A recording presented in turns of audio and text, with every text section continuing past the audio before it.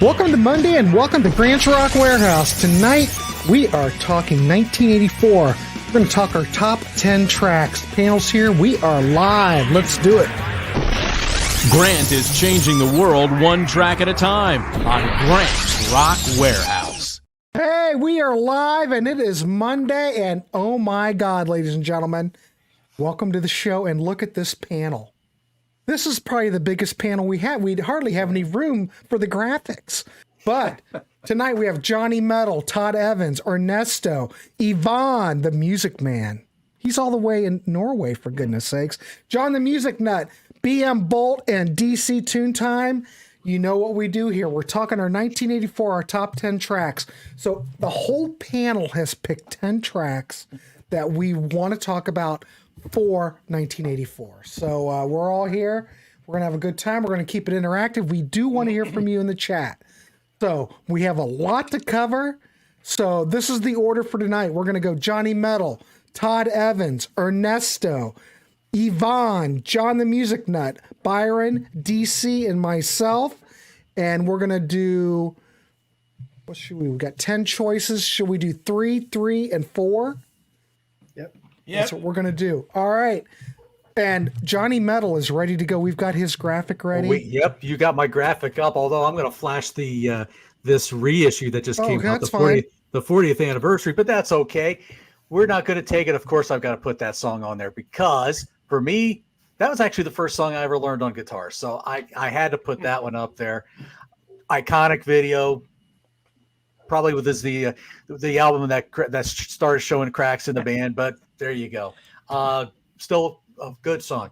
All right, next up, we go to the land over in the UK with a singer that sounded a little like Robert Plant, and I'm talking about Fastway. Oh, you're going too fast, Johnny Music Nut. Oh. I mean, Going Johnny too Metal. fast with the He's on fast speed. way. He's on speed.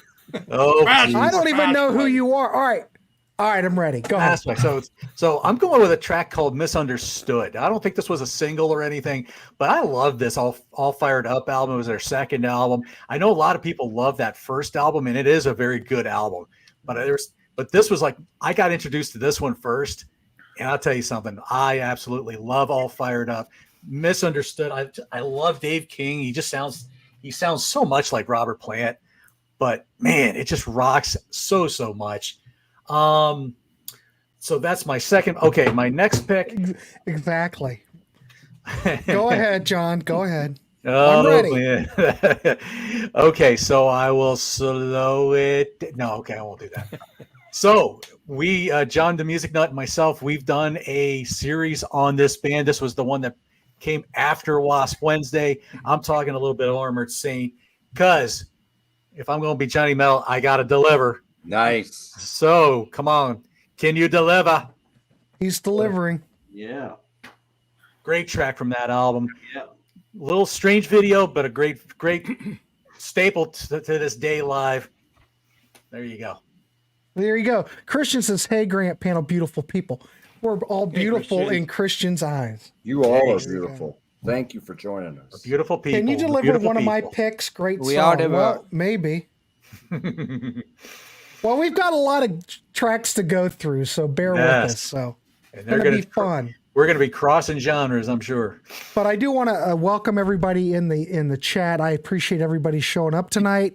We've got a lot of people here. We should get a lot more coming. Tyler says Scorpions, Big City Nights. There you go. That's a good one. Autograph, Turn Up the Radio. No one chose that, but that's a good one. Shocker. Oh, here we go. The Cure, Shake Dog Shake. That'd be a perfect one. Great track. Last in Line, Dio, Gary Joyce. Metallica, Fade to Black. Now, Tyler, you may see some Metallica here tonight. I will say that. Armored Saint, one of the numerous 1984 albums with only one dud. Thoughts on that, Johnny Metal? Trying to think what the dud would be. I'm trying to think. I too. I'm thinking of what the dud might have been on this album, but I don't know. Man, this album was really solid from start to finish for me. So What? yeah, I don't know. All right, thanks, Marlon, for the support. a rare compliment from Marlon. Thank you, Marlon. Yeah. Should we take that as a compliment from Marlon? That's tame as far as what normally might come up early on. Webb, we were waiting for you. About time you got here. Nice to see you. Last in line, Dio. Honorable. Yeah. Popular Girl Survivor. Ted Nugent, Tied Up in Love. Wow. Well, you know what Ted really means there, don't you? Good one. That's when keyboards hunted down the Nuge. Queensryche, Take Hold of the Flame. Great one right there. Good Logan one. Collins, Young right Logan. Rat, Logan. Wanted Man. Honorable. And in caps. All right, let's keep it going. We're going to go throw it over to Todd Evans for his 3. Todd, welcome to the show. Let's hear it. Thank you. All right. Well, I'm going to change the pace of this a little bit. My Please, please, so I can keep up. my first pick is Foreigners. I Want to Know What Love Is. And a lot of people moan and groan and say they don't like this song. But if you were around, I was 20 when this came out. If you were around, everyone liked this song when it came out. There was a really huge buzz about it. And it's interesting, too. I think you could probably point to Agent Provocateur as one of those. I think we've talked about it as one of those where the cracks start to form albums by a band. Yeah, it was mine. But Definitely there's cracks. There are some great songs on it. I think it's Right. easy to remember, to forget that this song was on that album. But there are some rockin' songs, Reaction to Action, She's Too Tough. And that was Yesterday, the only Foreigner song that has no guitar on it, which I think is interesting, which I'm sure a lot of people didn't like. But anyway, that's my first pick. My next one is pretty obscure. Orchestral Maneuvers in the Dark, Never Turn Away from Junk Culture. This is a really beautiful song, sung by the second singer, Paul Humphreys. And I could have picked Tesla Girls, I could have picked Locomotion from this album, but I went with Never Turn Away. And at the time, in 1984, this was my favorite band, so I couldn't leave OMD out. OMD's great. And then my next one is Rush, After Image from Grace Under Pressure, and I could have picked a couple of different ones here too. Just an Early Warning or Between the Wheels, but I've always liked After Image best. The growl of those bass pedals at the beginning just absolutely. Marlon, give Todd. Yeah, Marlon, really. Wait till you get to me, Marlon. Marlon's homework is to listen to After Image. All we are saying is give time a chance. It's Marlon But that's like it for me. anything. You don't Does want he me like to, you don't want me to kick around anymore until There you go. 6 people go. Lewis is all on board, Todd. So there you go. It equals out. It all equals out. And Webb. Webb's good. Thank you, Webb. Played Oh My. Oh, I love that one. That would almost made my list. All right, DC. Don't let me Marlon is down. not going to hold back. Yeah, I know you won't let me down, Marlon. Oh, this is going to be a wild show. I already can tell. Rush, The Body Electric is my pick That's from good Grace too, Under George. Pressure. Yeah, That's great. Pick. I like all of Grace Under Pressure. I think that's okay. I'll go out on a ledge, and Todd will disagree with me, but this was the last great Rush album. I will disagree with you. I know. But I respect that because Grace Under Pressure is so darn good. Paul McCartney, No More Lonely Nights. Okay. Here's a little bit of a tidbit by Sean Barnes. The Taurus bass pedals are his favorite musical instrument. It's one of mine too, Sean. There you go. Sydney, Are we going to go ahead, DC? I was going to say Sydney left a comment. What's that? Rush related. Not as good as I Think I'm Going Bald, which oddly enough is my theme song. Anytime I walk into a room, it plays in the background. But what is as good as that, Sydney? I mean, come on. Exactly. And I'm wondering if we're gonna make Eric Robertson happy and somebody picks some Kim Wilde. I don't think anybody picked Kim Wilde. I don't think we did. I don't have a problem with Kim. I think she's great, but no one picked anything. We like to keep you in suspense, folks. Here, Come up. Lewis thinks that Power Windows is awesome. All right, there you go. All right, Until Vapor Trails. It depends good. when you come in. Prog rock, I bet I like it way more than you do. What are you talking about, Marlon? I way can't more keep up with the chat. You talking about Kim Mitchell or what? Oh, he gives a thumbs up. Hey, ladies and gentlemen, let's take a moment for Paul Simon. The last great Rush album was Clockwork Angels. There you go. That's pretty good. All right, let's throw it over to Ernesto. I don't have any graphics for Ernesto, but he's got all these 8 tracks, so he'll just pop them up. Well, I'll try my best. For Trend, we have graphics. So, anyways, my number 10 is going to be a classic metal song that I grew up with growing up as a kid. And not as a kid, but more like a teen, sorry. And it's a classic anthem. Johnny Metal would recognize it. John the Music Nut will know this one. I Want to Be Somebody by Wasp. Wait a minute. We can give you some. No, I'm not going to show anything. Can't see I'm not it. going to show Double anything. visuals. Oh, he's got it. He's got it. So that's my number 10. I Want to Be Somebody. That's just a classic anthem right there. Hard hitting. It's just, being ambitious. You're trying to break. There, I got the graphic for you, Ernesto. Perfect. I mean, that was my youth right there growing up, Yep. That was what we were like into back then and stuff. And it was like so brand new and hardcore. This was LA music. This was LA rock, everything, man. It was wild. Crazy scene back then. But, it is what it is. And it's changed music so much. So that'll be my number 10. All right. And then my number 9, I don't have any graphic for it, but my number 9 is Motorhead, Killed by Death. Love that song. Nice, good Christian song. Yeah. Oh, Absolutely. Love that song, man. It just, came out. Yeah, I don't have that one. You don't have the graphic? No, you picked one that I don't have. I know. But anyways, I love that song, man. If you've seen the video, it's kind of cheesy, funny, but it's just classic Lemmy. You can't beat it. That song is hard, classic hit. That's my number 9. Nobody brings up Motorhead that much, but here I am bringing it up. We love Motorhead. And then my number 8 is another classic metal. Right. And by a little band called Judas Priest. Okay, what's your track? The Sentinel. There you go. Look at that. Triple graphics. Yeah. Someone might have picked that, but I don't have the list in front of me, and I don't know who might have. Okay. Well, I love that song, man. I love this whole album. I didn't get to talk to it on Johnny. Wait a minute. I've got the graphic. Graphic. But I wish I could have talked about this album. This is a great album. Love this album, man.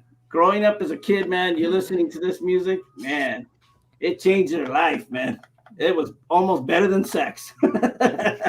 Okay, ladies and gentlemen, that's the quote of the evening. Feel free to quote that throughout the internet. Put that on a t-shirt. Definitely get that on a t-shirt. Get that on a t-shirt. It's going to be, where's Ernesto? Oh, it's better than sex or something on the new t-shirt we're going to do. There you go. All right, cool. Thank you, Ernesto. Excellent. Yes. Yvonne. Yes, You Welcome, are sir. up, my friend. I'm feeling a little outside because you are so hardcore, hard stuff metal guys. But, That's right. I'm the pop guy, and 1984 was a very, very important year for me. I was 18 years old that year, and it was so much music, and it was difficult to find a top 10 song list for you. But this is the list of the songs I still like, and it's from 1984. And I can start with the first one because it's not so far away to Christmas. And this is, of course, Last Christmas with Wham, George Michael. Well, nope, I'm going the wrong way. Yeah, there you go. There you have it. So this is a special 12-inch version. And this song here, Last Christmas, and of course the video was very... it's going every Christmas I play it. And of course, this was a song that never reached number 1 when it was released in UK. It took many years. So in 2021, then the first year that was number 1 in the UK single charts. This is a song that was a double A side. Everything She Wants was on the other song. So Last Christmas is a song that get me in Christmas spirit. So that was my number 10. I will back this up before we. Thank you, Yvonne. Before we go on, BM Bolt's first pick may cause Marlon to lose his mind. I'm just going to let you know. I don't think that has too far to go. Is that great? No, but wait till we do the Christmas show when I dress up. I might go as a reindeer this year. I don't know. But we will be doing a Christmas show. We should do a Christmas show like this. Oh, yeah, this would be awesome. Our top Christmas tracks. Yes. Yeah, And we all have to do dress up. We could do that. That's a good idea. Dress up. DC, write that down so I don't forget. All right. All right, Yvonne, go ahead. I'm sorry to interrupt, but we're kind of loose here tonight. Yeah, no problem. No What problem. is your number 9, and that's Okay. that's a very special record for me because I saw this music video on TV, and that was a group called New York City Crew that danced to this song, and the song here is Mexican with Jelly Bean, and this is the 12-inch record I have here, and you show the record. That's the album. Yeah. The album, yeah. And John Jellybean Beneath, this song here was a song that the New York City crew, the breakdance crew, use when they have performance. And I was a breakdancer when I was young. I started my career in 1984, in the beginning of January. And in 1985, 1 year after we started the crew, Harstad City Breakers, we took the name of New York City Breakers and make it to Harstad City Breakers, my town. And then 1 year after, we was on the Norwegian Championships, and we get number 3 there, and we were so happy. So that was a very, very nice time. And the Mexican is an old song with a group called Babe Ruth, so English group from 1972. Mm-hmm. So, but I love this Mexican song, and I must have it on the list because this breakdance time for me had so much meaning in my life. So therefore, it come to my list. Yes. I talk very fast, but let's get to number... No, you're good, Yvonne. Yvonne, you're fine. Yeah. Let's get to number 8. And number 8 is a song that is a deep cut from this album here. Yeah. And this is a lady I love, Sade. Sade she has a very, very nice... if you don't have it, it's a very nice box here. With all the Sade. Yeah. Wow. And it's a space here for the new album that Sade has promised us for many years. But it's not come out yet. But I hope it come out. And the deep track here is Hang On to Your Love. And this was the number 3 single from the album. And I think that was the first single that was in America from the album. The first was Your Love Is King from January 84 and Smooth Operator from August 84 in Europe.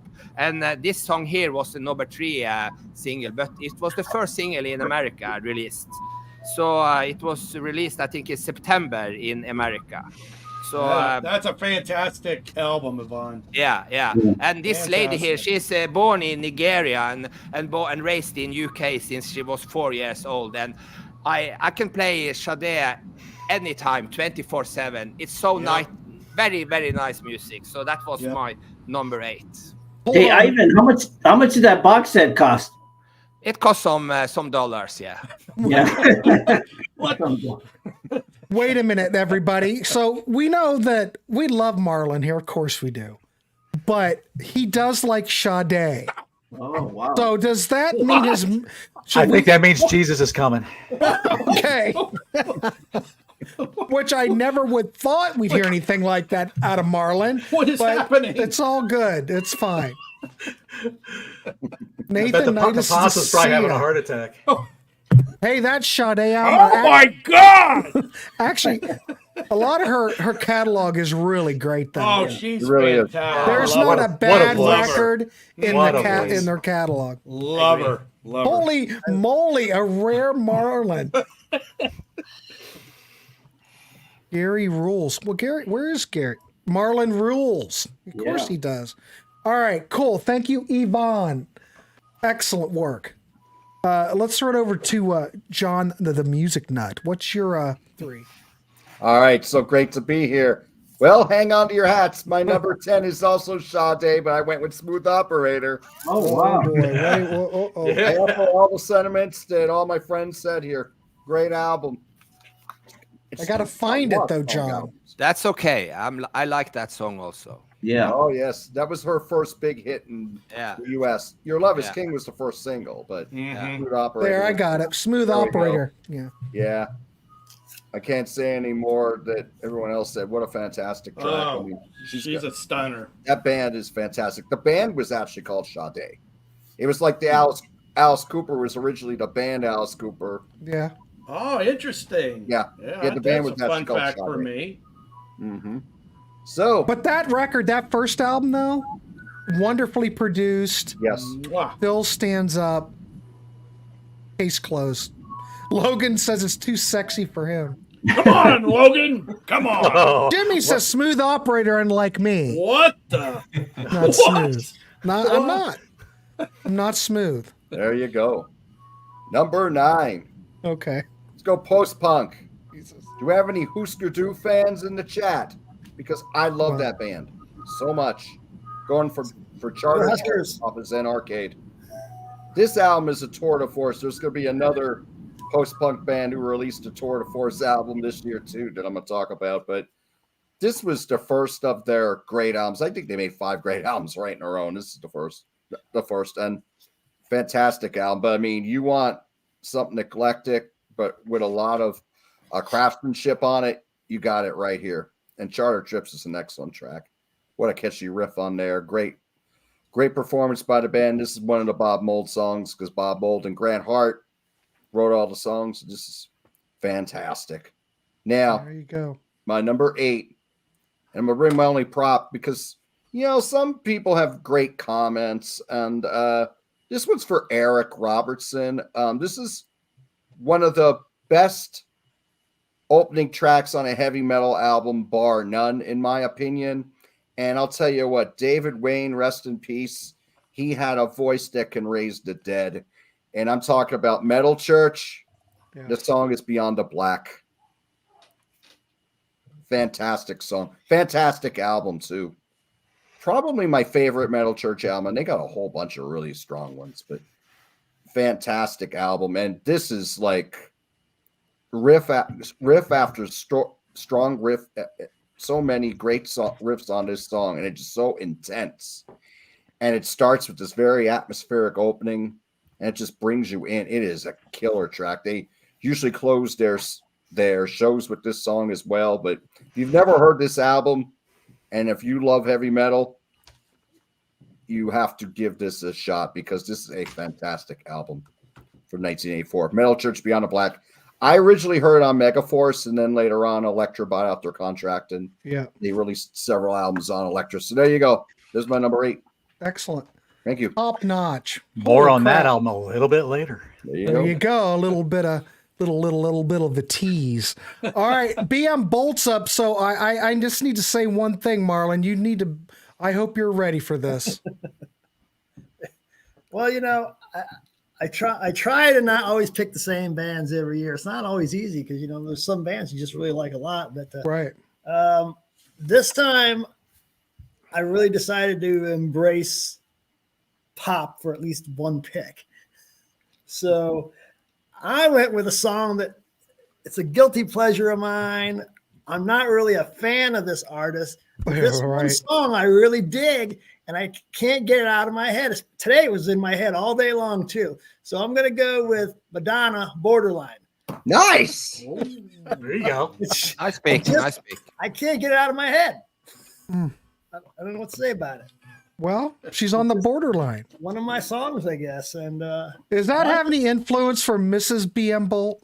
Not really, no. When I told her I liked that song one day, she about fell out of her chair. It's the first single. Look at you. All right, I'm good. I'm good with that. That's good. So, all right. So now to get that taste out of my mouth. George is on your side. I'm going to go with the Sentinel, which Ernesto had picked. Love that intro, man. It's fast and heavy. Yeah. Rob is just on fire on this track. There's some great alternating guitar solos. Love it. That whole album is good.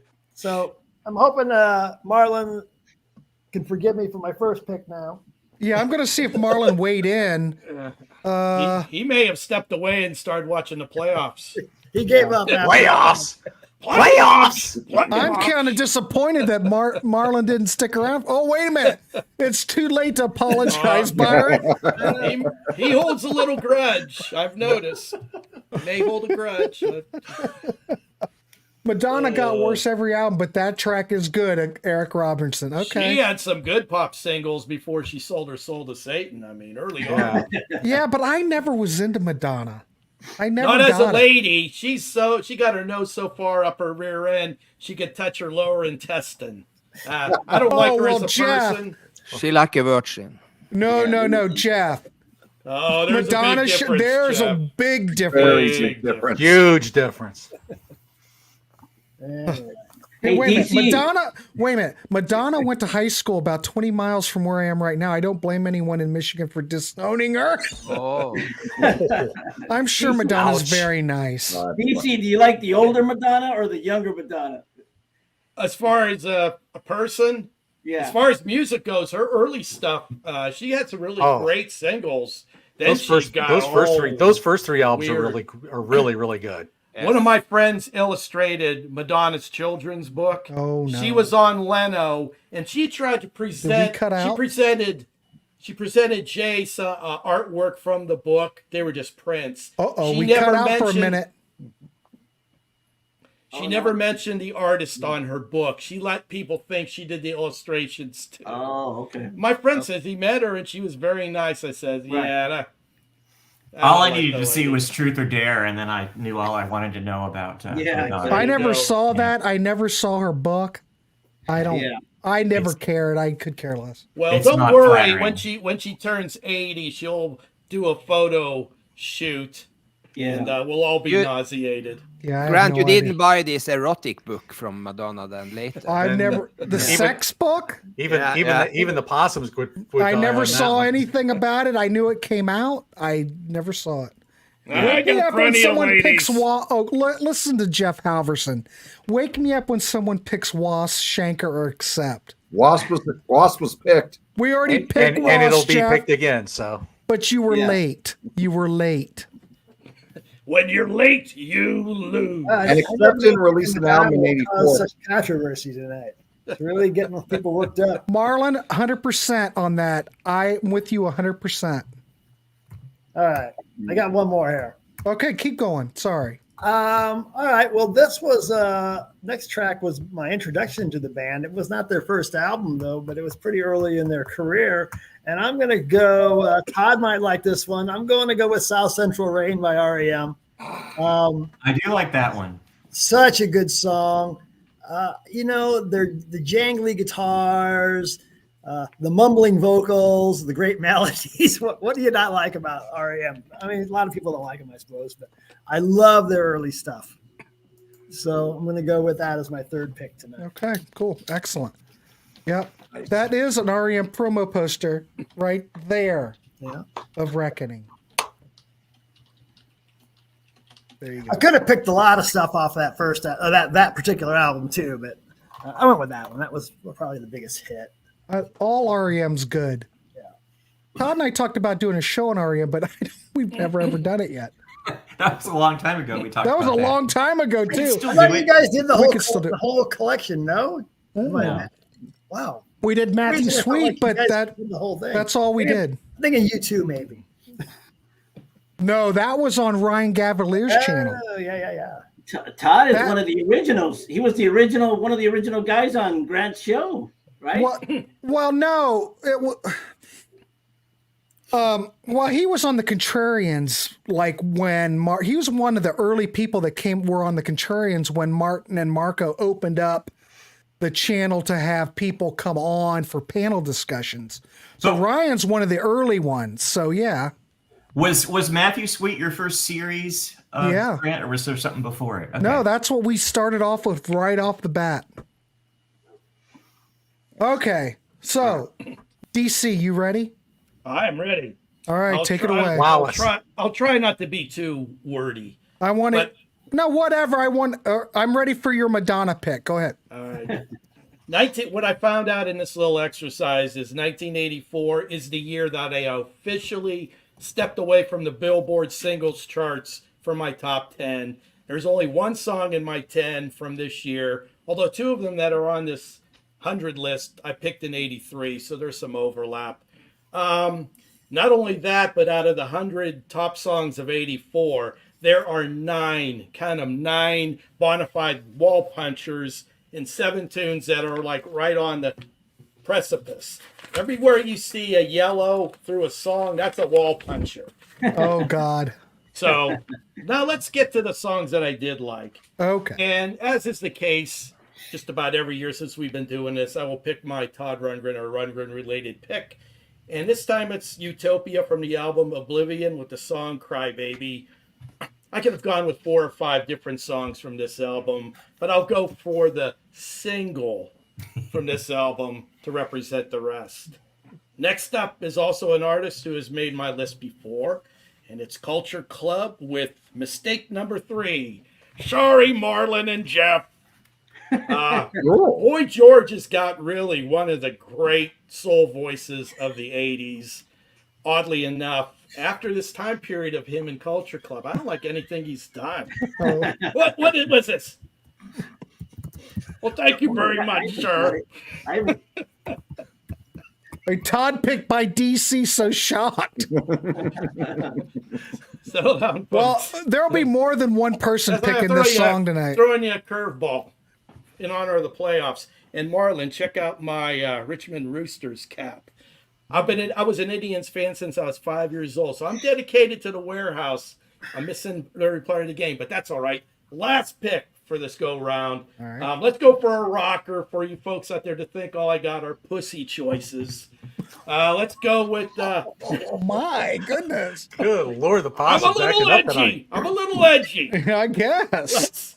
Let's go with Van Halen's "Hot for Teacher" from the album, appropriately titled 1984. And all the staples of what made this band great are here. The instrumentation, and how about that opening Alex drum riffage? That is just so original and very cool to lead in. Eddie's great. Michael Anthony's great. And David brings that swagger and humor that is the hallmark of the classic Van Halen sound. And I always appreciated David's sense of humor. It was raunchy, like I was, but also smart and funny, like I wasn't. There you go. You know, those lines like, I brought my pencil, I don't feel tardy. I got it bad, I'm hot for teacher. Song cooks, and speaking of cooking, I brought a visual aid. Now, of my personal grade school, hot teacher. And if you think there aren't or weren't any hot nuns out there, you would be mistaken. So I'm going to show you a nun, and I'm going to refer to her as Sister H because she was so hot. And here she is, folks. Jesus. Wait a minute. Hold on. Wait a minute. Let me make you big. Let me make me big. There you go. That's a little better. Sister H. Girlfriend? Sister She was my H. teacher in 7th grade. Teacher. Oh, How'd you get that picture? She came to visit my friend's family one Saturday afternoon, and he snapped off this photo. He snapped off this photo of her. Oh.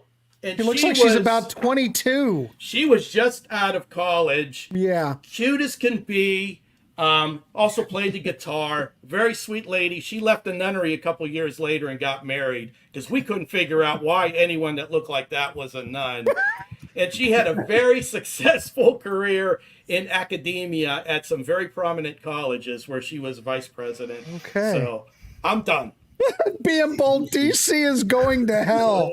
All my male classmates will be there. Geez. All my male classmates will be there with me. So we'll be partying. Are you friends? Are you friends with her on Facebook? I've kept in touch with her. In fact, I did a series of children's books for Simon & Schuster, and I dedicated one to her and sent it to her. And she was Nice.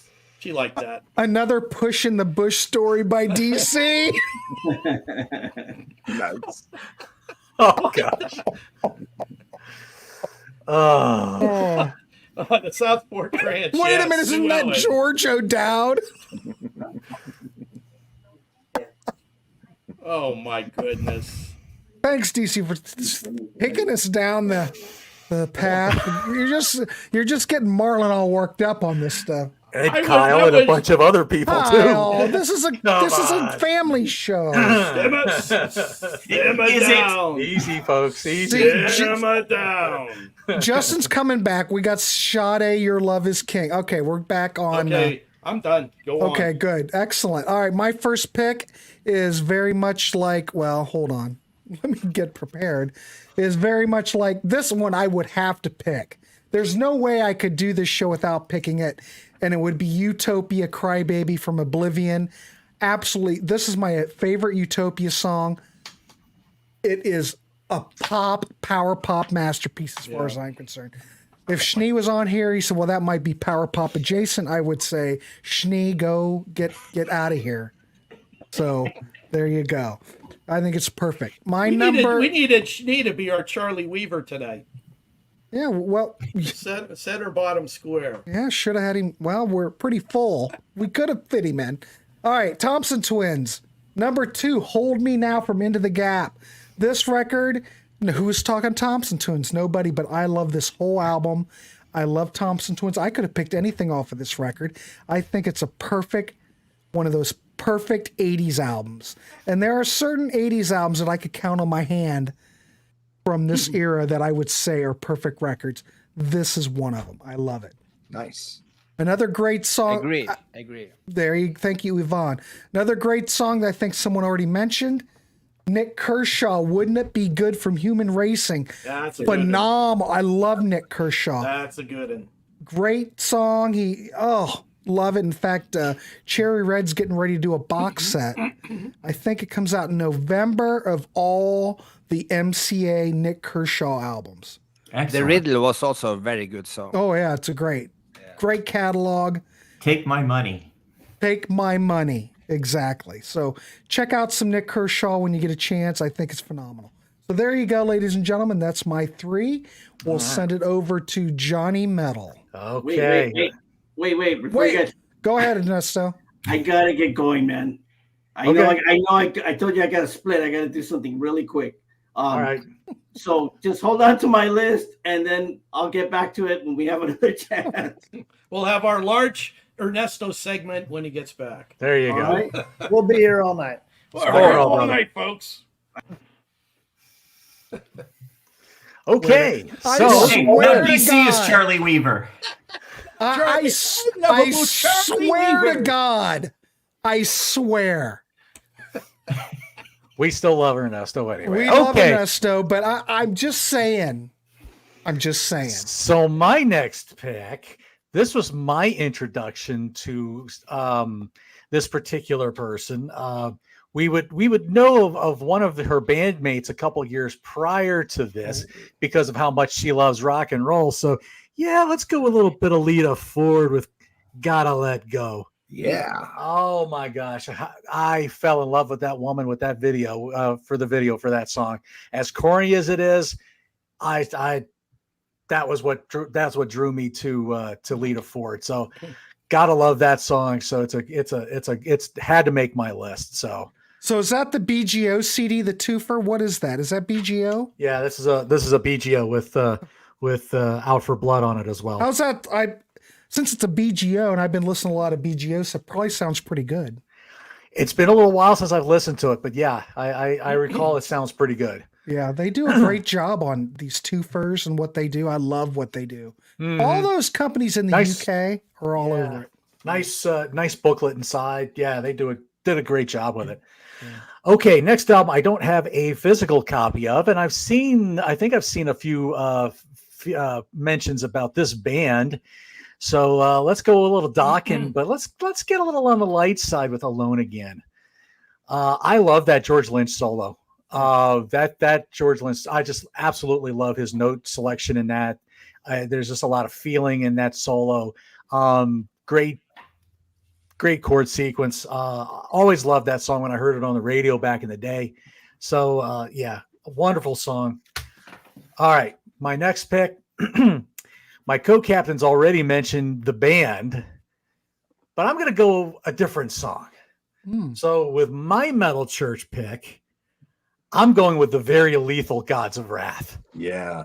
Oh my gosh, does that song bludgeon you?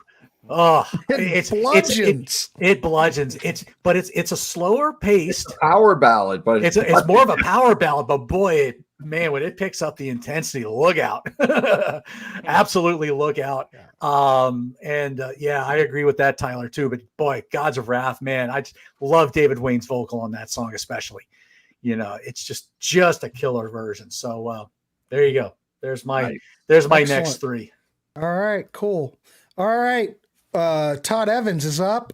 Okay, I saw a comment go by and I wanted to ask about it. Webb said that he was in a REM cover band in the Atlanta area. Webb, are you in the remakes? Because I've heard nothing but 5-star ratings about you guys. So I was wondering. All right, Webb, are you in the band The Remakes? And say if that's the one he's in. I hope. Okay, so to no one's surprise, my number 7 is Crybaby by Utopia. So there we go. Everybody's picking that one. Everyone's homework. If you haven't heard Crybaby, I'm not going to even say anything else about it, but it's perfect. And that's my number 7. I couldn't not pick it. My number 6 is really, really mellow. It's from the Howard Jones debut, Humans Live, and it's called Hide and Seek. It's the really lush ballad. And at the time, I could have picked a lot of songs from that album, too. I could have picked Pearl in the Shell, and there's a whole bunch of great songs on that album. But I picked Hide and Seek, absolutely gorgeous. And then my number 6, or my number 5, who Justin mentioned this in the comments just a few minutes ago, Ammonia Avenue by the Alan Parsons Project. That is a killer song that nobody ever talks about. It's got some really great twists and turns in it. One of Eric Wolfson's best vocals. Just an absolutely fantastic song. Yeah, great picks. Okay, everybody. Let's see what's happening over here. Gary Joyce saw Dokken in '84 at the Meadowlands. Dio closed. I'll be darned. That's pretty cool. George says Human Lib is a classic. I'd pick Naturally or Hunt. Yeah, Hunt the Self from that album. Yes. I think it's a great album. This and the second album, both great. Triumph, Spellbound. There you go. I like Crybaby by the Motels better, Eric. Oh, is that possible? I guess so. Not in my book, but not in my book. We all hear things differently, don't we now? Red Sector A by Rush. There's a lot of Rush. That. Yeah, I almost picked that. Anything off of Grace Under Pressure would work. That's right. Peter Schilling, Major Tom. Wonderful track. Yeah, I thought that was older. Okay. Yeah, that is I don't know. Wait a minute. No one has picked anything from the Cars yet. Magic was number... Eric? Just patience, young man. Patience. We'll get there. All right, let's keep going. Okay, Ammonia Avenue is my least favorite. Oh, Major Tom is from '82. What is? Peter Schilling, Major Tommy from '82. Yeah, '82 won't make it. Where of them, I'll eject them out of the chat. DC will find a way to get it in there for you. There's only one person I would eject out of the chat, and I don't see him here. If everyone knows what I'm talking about. All right. Let's keep going. Thank you, Todd. Excellent. Yvonne. It's me again. You are up again. Okay. We are on number 7. And this artist here, of course, is Tina. Oh, yeah. Yeah. And Tina Turner. And this song that I picked was Private Dancer. And Tina Turner, the guy who plays guitar on this is Jeff Beck. And both Jeff Beck and Tina Turner dies last year in 2023. So they're not living anymore. And this song here, Private Dancer, was written by Mark Knopfler from Dire Straits. And it was mentioned that he wanted to have it on Love Over Gold album from 1982, but he didn't feel that it was suited for that poster. But Tina Turner got it, and I love this Private Dancer song. And Tina Turner, excellent. She was a soul lady, good lady. Okay, number 5. Okay. Then we go to Germany and Berlin, and this is Alphaville. And this song is called Forever Young. This is the 12-inch version of Forever Young, a special dance mix. I have a lot of 12-inch on vinyl, as you know. So Forever Young, a German synthesizer, this singer Marianne Gold, he still sings, and he's 70 years old. He still turn and have shows around in Europe. And I play, when I am a DJ, often I play this Forever Young song on birthday or something, and especially when you get older, I play it. So I love this album here, and this Forever Young song is so nice. Yes, let's go to number 5. Okay. And this is a very, very nice song. This I was thinking to maybe have it higher on my list, but this is Chaka Khan, I Feel For You. And this is also a 12-inch version I have here. And Chaka Khan, I Feel For You, the song here was written by Prince, and it was on his first album here. So, this Chaka Khan, she was a lead vocalist for the band Rufus also. And in the beginning, Rufus and Chaka Khan was together, and then she got solo. And Chaka Khan, I think, is the queen of funk. I will call it her there. And this song also gets the 2 Grammy Best R&B Song. Prince got that because he wrote the song, but Best Female Vocal Artist go to Chaka Khan for this song. So that was my number 5. Excellent. All right, cool. All right, thank you, Yvonne. Excellent work. All right, let's throw it over to John the Music Nut. What's your next 3? Yes, and Stevie Wonder played harmonica on there. I Feel For You. Yes, that's true. Yes. But All didn't right. Prince pretty much do the rest of it? I mean, it's all Prince pretty much, right? I forget who does the rap on it. I'm not sure. I don't. But it's a whole Prince production, though. I mean, it's I would it's say Prince. I believe that. I don't know for sure though. And Prince is sure. my man, so that's okay. There you go.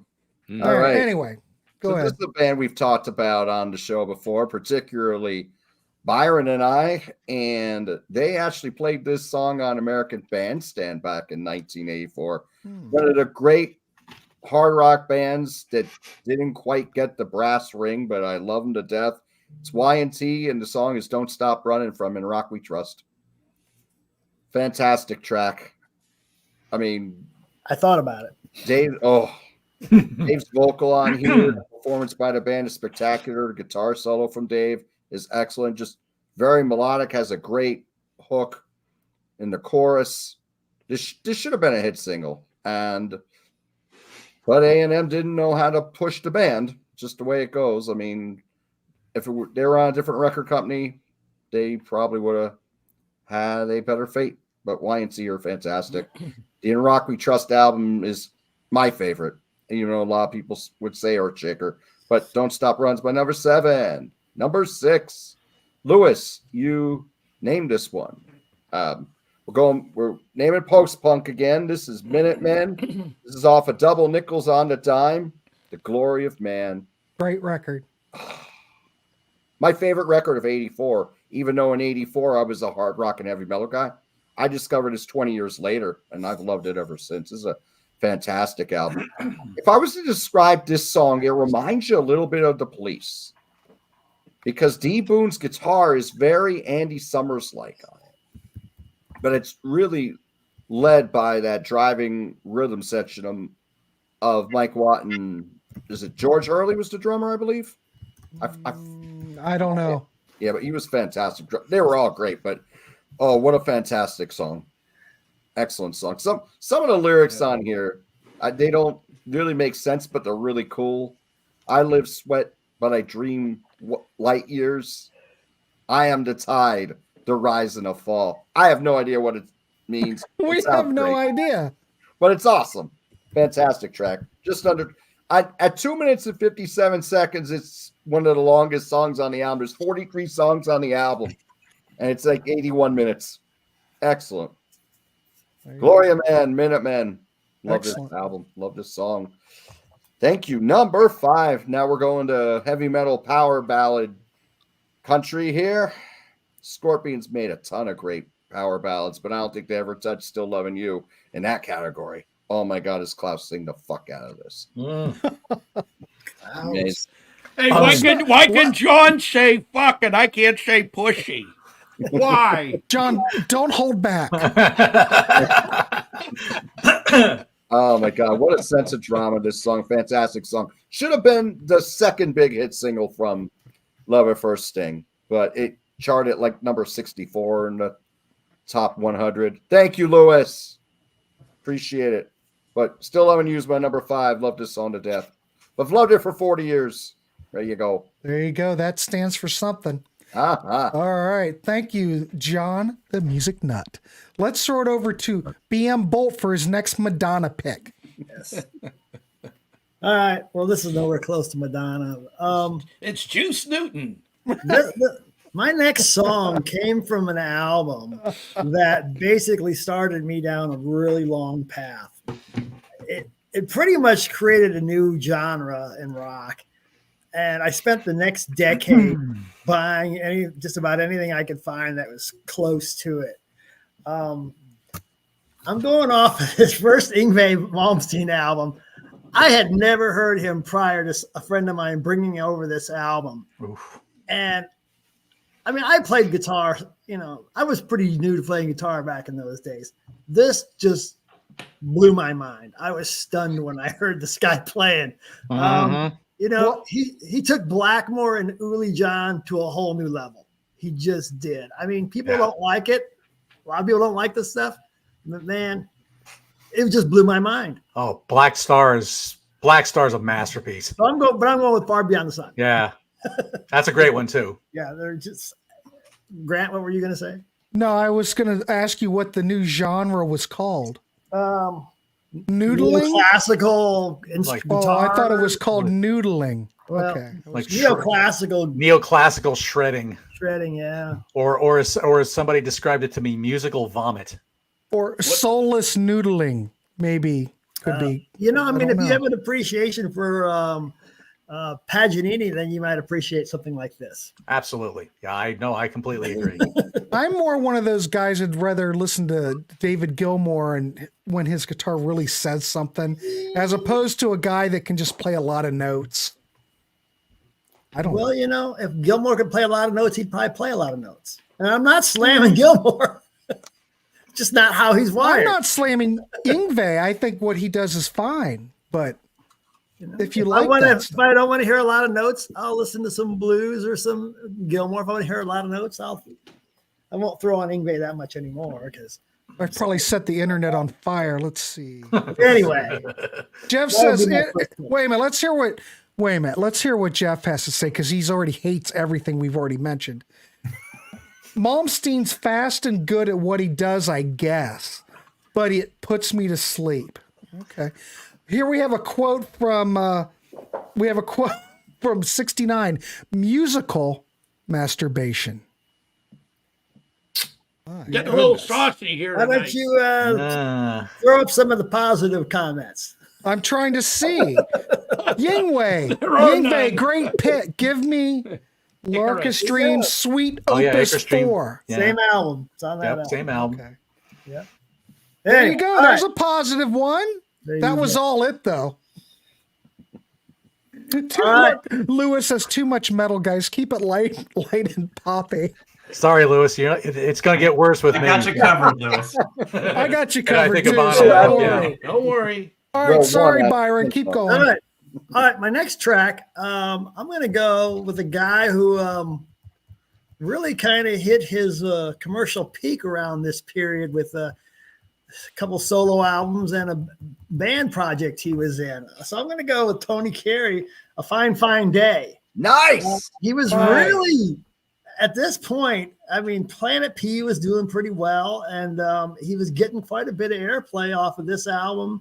I think a couple tracks got some airplay on this, and the next album did a little bit, and the album before that actually got a little bit of airplay. So I love that. So I love the video. The song is a story, and the video is them recreating the story, and it's pretty cool. So can I ask you a quick question?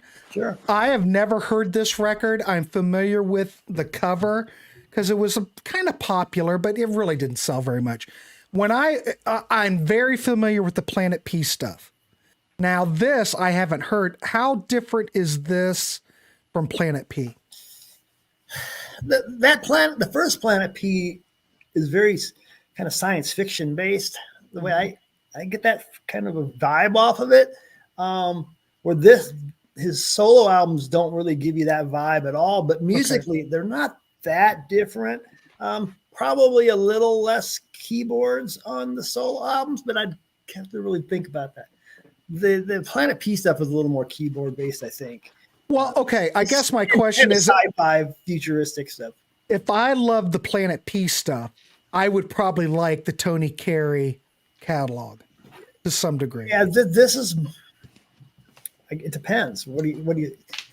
I like this is a little more mainstream. The solo album. It is. Okay. Yeah. Here he's more of a singer-songwriter. It's more about the craftsmanship of the songs. Okay. Where Planet P is more about creating a mood. Okay. Would you agree with that, Byron? Yes. And the Planet P's are kind of almost conceptual. At least Pink World was. You still get a little bit of that vibe on the first album. All right. I was just curious because I'm He's interested. got a ton of albums, and his first 2 or 3 were, I think, only released in Germany, and they're very experimental, almost, real keyboardy kind of. I don't know, maybe a little craft worky at times. Yeah. All right. But Well, anyway, isn't it time for you to take your pill? all right. My next Go pick, ahead. and I'm gonna go. So I was really big on guitar players, really starting around this time, and so here's another guitar player that I really dig. We hadn't really heard much of him other than he did a little bit on some Zappa albums, but I'm going to go with the Attitude song off of Flexible. There you go. I wanted to put that on there. So, Either that or Little Green Man. like I said, we only got to hear a little bit of him on the Zappa albums that he was on. If you saw him live, you might have gotten a little more of a taste. But, it's nothing like Yngwie. Although, they're both kind of a similar genre, but they're both just as good. This is a little more wacky, I guess, is what I would say, because it's the whole Zappa influence, where Yngwie's straight neoclassical, where this is just kind of all over the place. Well, this album's a lot more fun to listen to.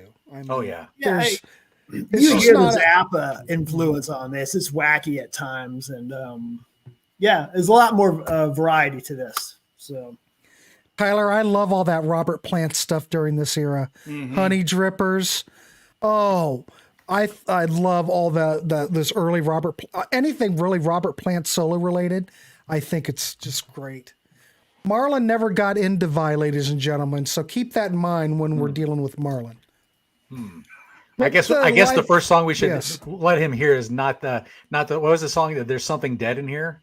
I think isn't it on that album? I think That's just like noise for the most part. Yeah. Yeah. Our noise, and then Or Billy's Private Parts. I think that's the other song that probably wouldn't be a That's good a one to turn strange them one. on. That'd be good. The Residents, This Is a Man's World. Absolutely brilliant. The Residents' take on This Is a Man's World by James Brown. Brilliant. They used to play that. Sean, it's funny you mentioned they used to play that all the time on Night Flight back in the 80s. Because they would play all these Resident videos, and they'd always play This Is a Man's World. So good. All right. By giving back Byron his man card. what? I had Yngwie and Judas Priest, man. What the fuck? Hey, man, it's a tough crowd. I'll tell you. Justin Haybu made a good point, and I neglected to put any Survivor from Vital Signs in my top 10, but that was right there. That's a great album. All right. Well, anyway, thanks, Byron. DC, you ready? Well, since I'm in the bottom center, do you want me to do this like Charlie Weaver, or just get on with it? What would Charlie Weaver do? Hey, say I left off talking about the ladies, so let's carry on with that line of thought with Chrissy Hine and the Pretenders. We have Shobi. Is that what he would do? I don't think he remember would. Charlie Weaver. He's just a quirky little old man with a funky ass mustache and little beady John Lennon glasses, kind of portly gentleman. I'm old. I remember all these people. Anyway, That Pretenders track is just, it's a great melody and it locks into a nice little groove, speeds up to a shuffle until it comes back to where we all started out. And that's just a great track.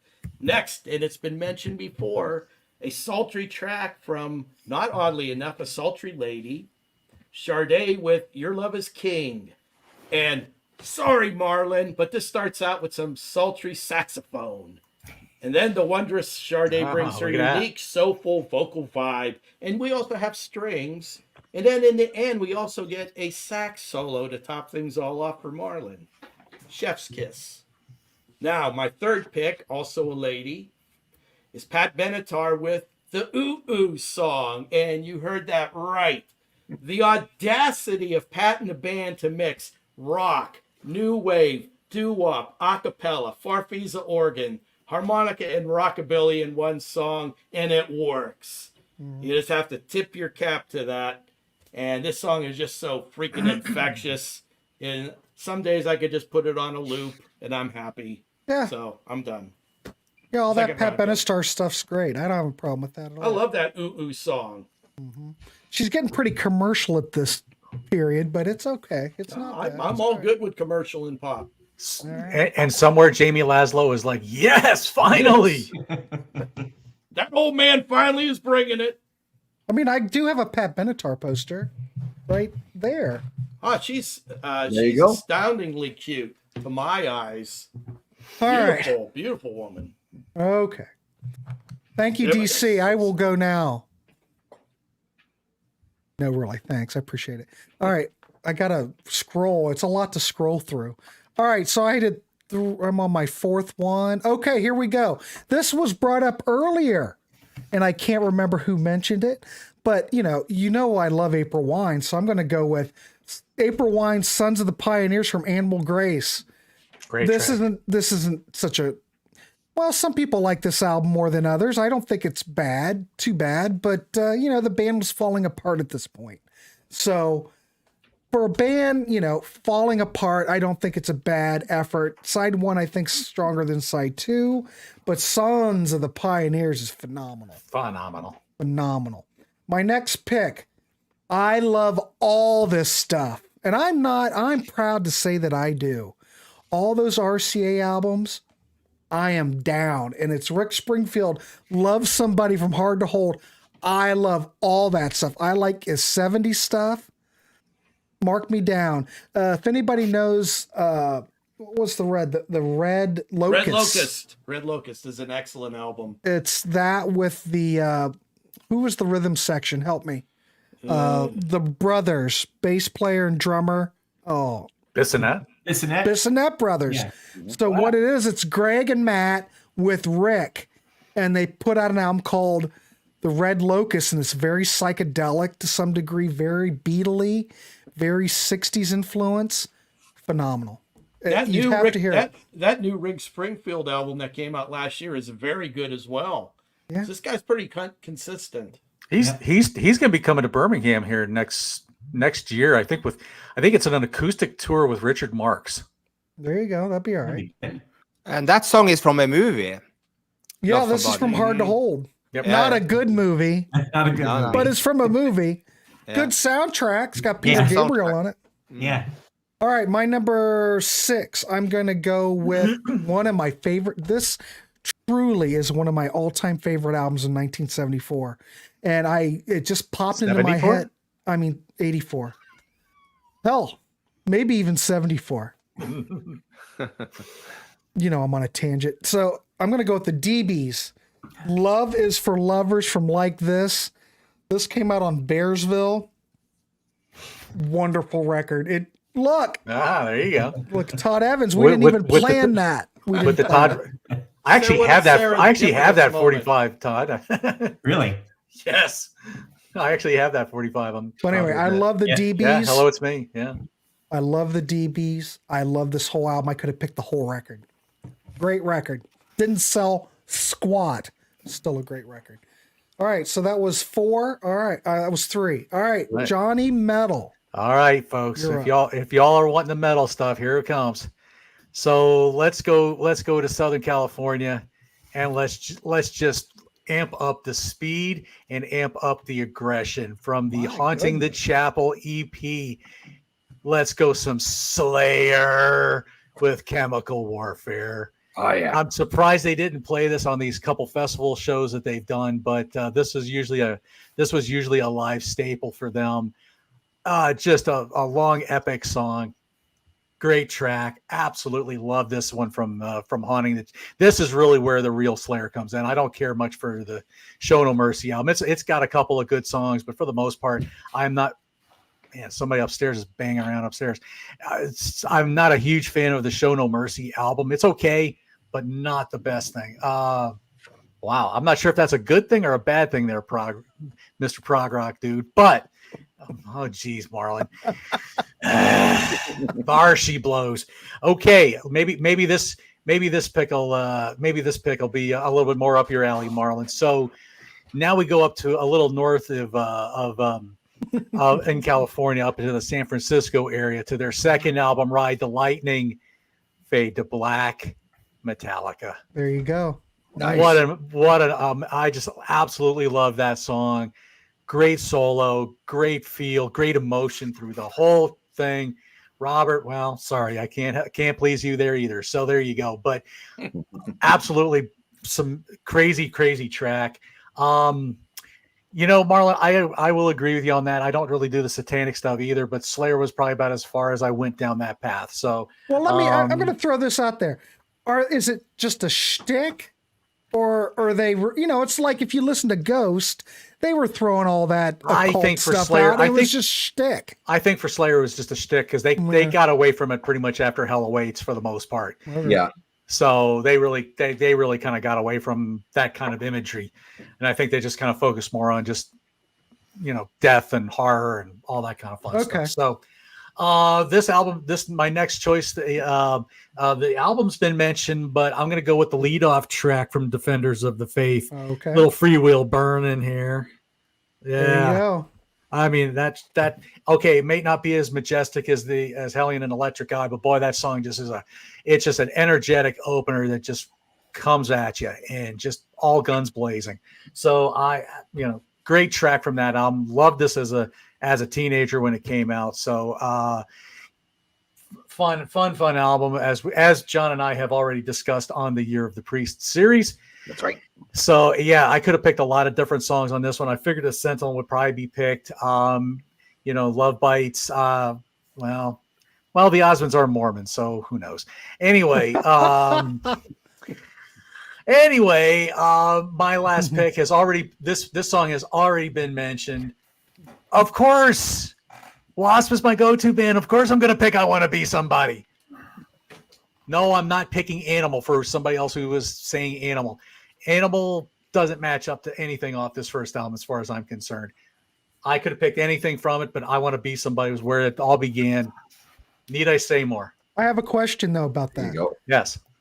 Blank Like an Animal was supposed to be on this album, though. Yes. Do you think that do you agree that it should have been pulled off? Do you think it should have been on there? How do you look at that song as regards to this record?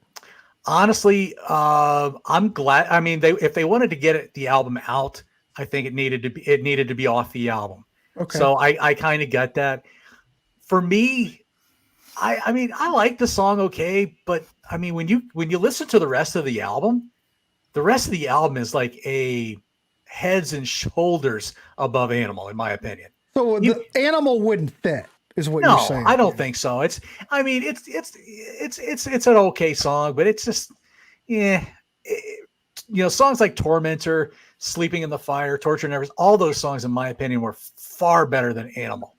So even the B-side Show No Mercy was better than Animal in my opinion. All right, but that's just me. So. You could go back. Well, yeah, I know they put on the remaster. They put Animal on. They there. restored it. Yeah. Yeah, and it just doesn't sound right. It doesn't sound right kicking it off the album. To me, if you're going to kick this Wasp album off, it's got to be I Want to Be Somebody. Okay. For those who want to hear more, just go back to our Wasp Wednesday series. Absolutely. There you go. Check out Johnny Metal's channel. All right. Cool. So that was your, well, I don't know. We didn't really rank them, but that was your last one. All right, Todd, what's your next 4? Okay, well, I'm going to talk about the Missing Persons album that no one likes. And of course, those people are wrong. Respectfully, of course. And that's the song Give from the Missing Persons album, Rhyme and Reason. For whoever's not familiar with this album, it's all electronic drums. It's not programmed. He's playing an electronic kit. And I saw this tour, and it was the best drum performance I've ever seen. And I've seen Neil Peart, and I've seen Mike Portnoy many times. That Missing Persons performance is the best drum performance I've ever seen. It was absolutely amazing. And this song is so cool. Warren Cucurulo's got 2 solos on it. The first solo is just all harmonics. And the second solo is this crazy, almost Fripp-esque kind of a thing. The song is just fantastic. And so I'm going with Give from Missing Persons. My number 3 is Bad by U2, because I could not leave it off this list because it's such a beautiful, beautiful song. And this is the moment that I think that U2 became truly great. And so Bad from U2.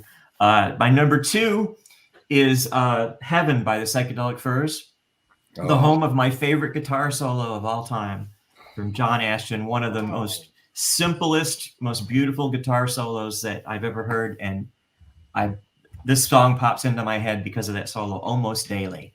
Excellent. And so that's very good 2. Song. Yeah, thanks. Yeah, I love that song. And I also could have picked The Ghost in You, which is also a great song from that album. But my number 1 is Joe Jackson, Be My Number 2. And when I heard we were going to do 1984, I knew this was going to be my number 1. That album is absolutely exquisite. You know, Night and Day, which comes before it, gets all the attention because it has a higher charting hit on it. But Body and Soul, man, you want to hear a good engineered album by David Kirschenbaum. Man, this is one of the best engineered albums I've ever heard. Just a stunning performance. And that's it for me. Well, everybody's agreeing with you. Yes, that's good. Got some gems in there, Todd. Marlon was hoping for the best, but I don't know. We're not here to please Marlon. We love Marlon, but just saying. Thanks, good picks. All right. Excellent. Yeah, George, absolutely. All Aside One. All Aside. It's a great record, great band. Come on. Love it. Okay, super. Yvonne. Yes. You're up. What's your 4? Before I just tell my 4 last, I also switch because I'm a big movie guy. And this is 1984 with Eurythmics. It's a movie. This is a song from the movie. Beverly Hills was a very pop hit movie in 84 and lots of good songs. Ghostbuster, of course, 84. Yeah. And this movie here, Streets of Fire, it's so good. It's so good. So many good music. And Woman in Red with Stevie Wonder was a good movie, 84. Footloose was 84. Against All Odds, Phil Collins, 84. And of course, a lot of breakdance, Beat Street and Electric Boogaloo and everything. So that's what my movies from 84. Excellent. Okay. Let's go to number 4. And we say, Radio Gaga, Radio Gaga. That's an honorable mention for me. This song was so good, and if you watch this music Live Aid performance in '85, there was Freddie Mercury and everything was clapping and singing. Radio Gaga was so good, and this song is made by Roger Taylor, the drummer from Queen. This song Radio Gaga, so it's released in January '84. So you mentioned the Live Aid show. I'll go back to what Todd said with U2's Bad. I think that was the moment that really started defining U2 even more, was their performance of that song at Live Aid.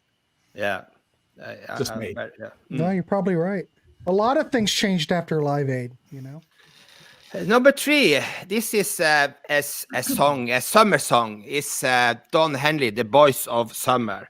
And it was released in October '84. And I love this music video. It's French-inspired music video. So it was also Video of the Year in '85, the year after for MTV. But this song was from '84. So The Boys of Summer, number 3. And I love Eagles, of course. And Don Henley was the drummer in the Eagles. Okay, number 2. This is a song that I really, really love. It could be also number 1, but number 1 is so strong. So this is, of course, George Michael and Careless Whispers. And if you have followed me, that I have 2 George Michael's song on this list. And this is a feel-good, smooth song. All the ladies like it. And this song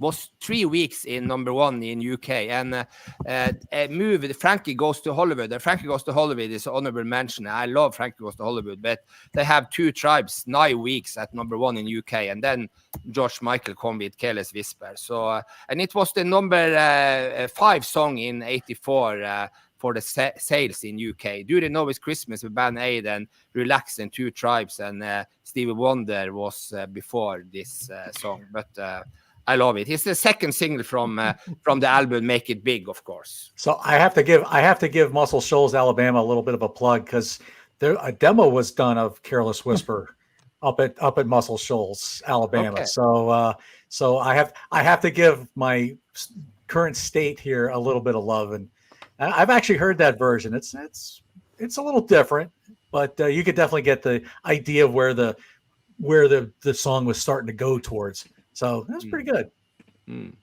Prog rock dude. So Careless Whisper is too much of a meme for me at this point. I can't take it too seriously. Have they made like memes out of this song or something? I might have missed something.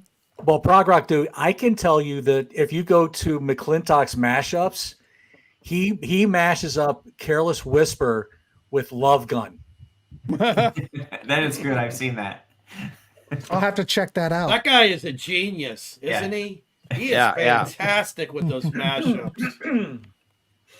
There you go, Justin. I've seen George Michael live also on a concert before he left us, and he was so tall and he was alone there on the scene. It was a very naked scene, but he took the scene, he took the crowd, and oh my God, yeah, number 1.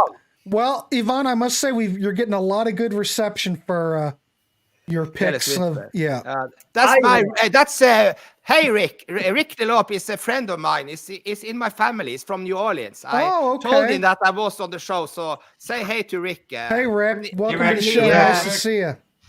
Yeah, so that's very nice, Rick. And my number 1, of course, is my number 1 guy. It's of course, Prince. Purple Rain, the song from the movie. This is... This album, Purple Rain, is I think it's one of my best albums from the 80s, maybe the number 1 80s album. And of course, this song here, everyone knows about it. And it was recorded live in August in '83 in First Avenue, Miami. And I've never been at this place, this Paisley Park. So it's on my wish list to go to America and go to Paisley Park and see this here. And of course, this song here was first. Purple Rain was written original as a country song together with Stevie Nicks. Oh wow! From Fleetwood Mac, yeah. And Prince was talking maybe to let Stevie Nicks sing this song, and he sent the 10 minutes instrumental tape to Stevie Nicks, but she'd say I was not interested. But Purple Rain, of course, and Prince, my number 1 guy. So awesome. That was my number 1. Awesome, Yvonne. Thanks so much. Excellent. All right, let's keep her moving. We'll throw it over to John the Music Nut. Uh-oh. John froze up a second. John's frozen up. Well, maybe he'll come back. Let's throw it over to... He's back. Wait a minute. Oh, are you back? I guess I'm back. Yeah, I saw I froze up. Yeah, you froze up. Yeah, okay. I'm getting All bad. right, let me reintroduce that. Thank you, Yvonne. That was incredible. Let's throw it over to John the Music Nut. Yes. Well, thank you. It's great to be back. Yes. I already said two of these songs I'm going to talk about were already mentioned. One of them, my co-captain on my music corner, mentioned Metallica, Fade to Black. I love Fade to Black. I'll tell you what, I was wrestling in my mind. Do I go with Fade to Black or For Whom the Bell Tolls? This is Metallica's best album, in my humble opinion. Fade to Black is fantastic. I think this is by far the best guitar solo that Kirk Hammett ever did. Because by the time the 90s rolled around, his guitar, he was falling in love with his wah-wah pedal and all these other effects. But no, this is kick-ass. I love this track. My number 3 was not mentioned, but I think every other song off this album was mentioned in the chat. I'm going with Rush, and this is Rush going ska on The Enemy Within from Grace Under Pressure. There you go. Song about believing in yourself. This is fantastic. Oh, it's fantastic. The bridge on this is magnificent. Love this song so much. I think this is one of Neil Peart's best lyrics as well. It's a top 5 Rush song for me, in my opinion. Number 2, Yvonne already mentioned this. Prince of the Revolution, Purple Rain. I mean, what more could be said about that? That is a classic for a reason. And what another guitar solo that leads out just the end of the song. Fantastic. The song is magic. Now, we didn't put it up yet. Well, we already know. Well, I got it. But okay, there you I had go. to find it. All right. So, Prince, Purple Rain. But you could have picked a lot of songs from this album, honestly. Oh, yeah. It's a perfect record. So. Absolutely. Now, my number 1 is a bit controversial because it came out in 83 in Europe, but it came out in 84 in the States. And I first heard it in 84. This will go out to the Parish of Rock. And it's Slade from the U.S. album, Keep Your Hands Off My Power Supply. Run, Run Away. I think the song is catchy as Yeah, that was a big hit in It's a Europe. good song. Love that one. Yeah. There you go. Mm. Silly I like but catchy. You got that fiddle in there. It's fantastic. What a wonderful song. It's great. The video was cool too. Yeah. And I must say, the Parish will be back in the Warehouse as we continue our Slade series. There and you we go. will be looking at 2 albums. That'll be in November, so stay tuned. My Oh My and Run Away, those two songs I love. I love My Oh My just as much. Yeah. The video was so much fun for that song. Yeah. And Come On Feel the Noise, that was an early one, I think. Was it a later one or Come On, Feel the Noise is like maybe that's very, like very early? 71, 70s. maybe. Yeah. That's Yeah, but- early. That was the first time I listened to Slade. I heard that song. Yeah. Yeah, that's Thank an you, early George. one. Mm. Eric likes Computer Blue. There you go. Marlon you says, go. John, you're killing me. Thank you, Marlon. Happy to help. But that Slade song's great. Yes. Can't wait for the 1980. Well, kidding. we'll do 85. We will do 85. There in the sun. So catchy. That's very catchy. Okay. That's right, Eric. Okay. All right. Come on, Byron. A strong end here From from the archives. Marlon. Come I on. can't take the pressure, man. This is too much pressure now. All right, you're up. I'm ready. All right.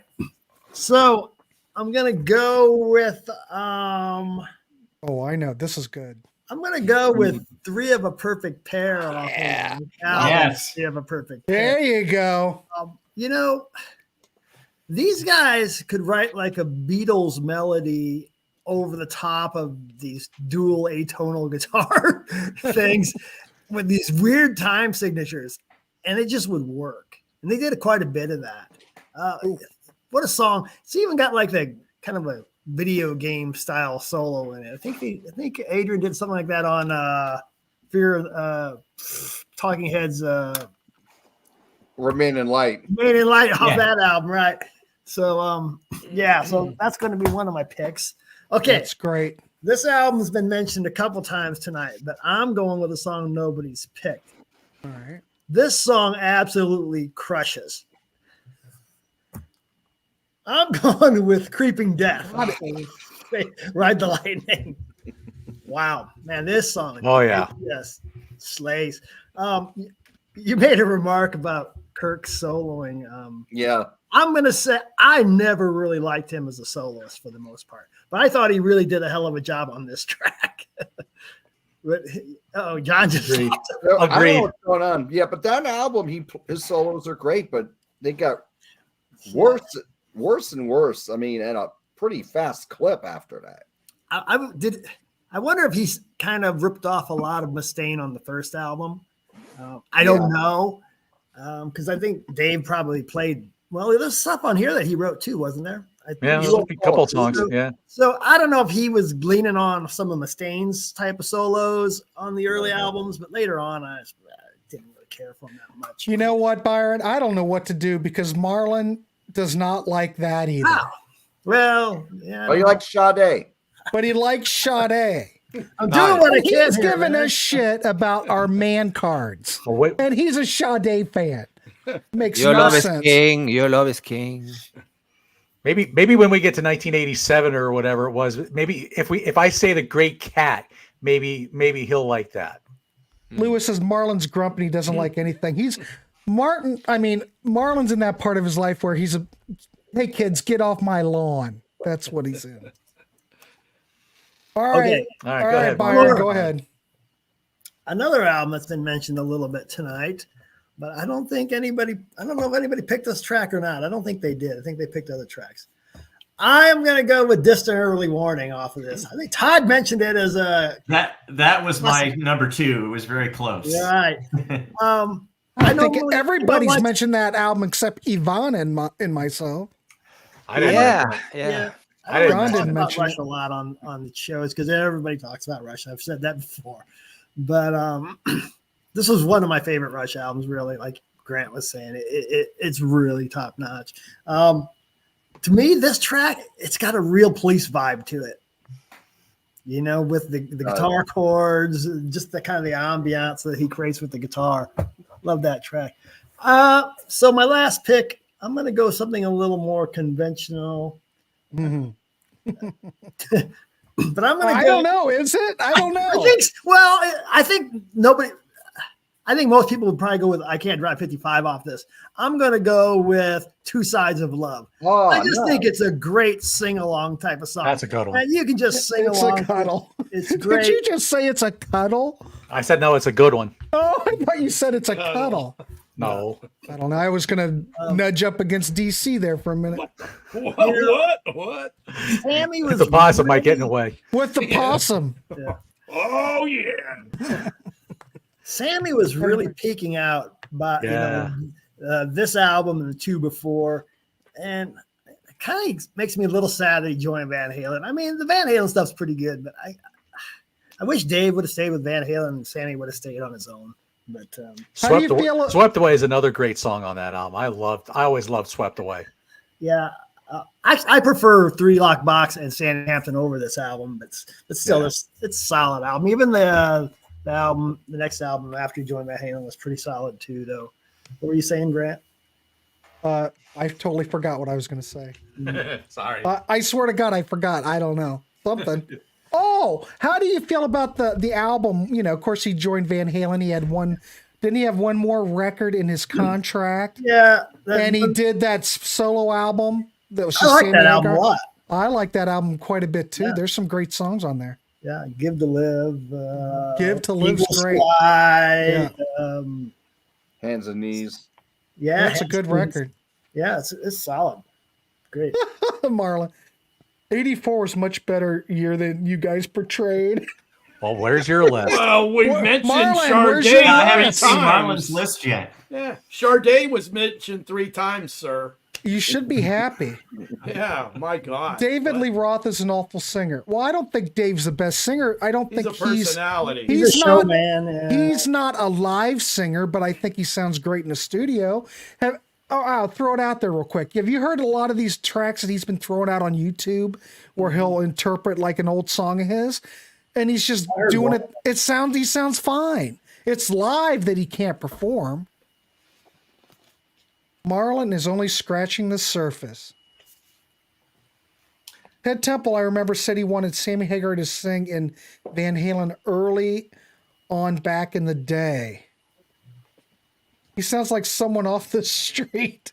Well, if you look at Montrose being kind of the template for Van Halen, that, I can understand Templeton thinking that, because Van Halen is the natural progression from all that Montrose stuff, I think, to my ears. Trey, as a DC, did you ask Sister H to appear in your student film, A Time to Repent? I did not. Keith Olsen did an amazing job on Standing Hampton and Three Locks Box. He brought the best out of Sammy. Yeah. All right, cool. All right, well, DC, you ready? I'm ready to go with my last 4. Let's and do it. Marlon, get ready with your zeros.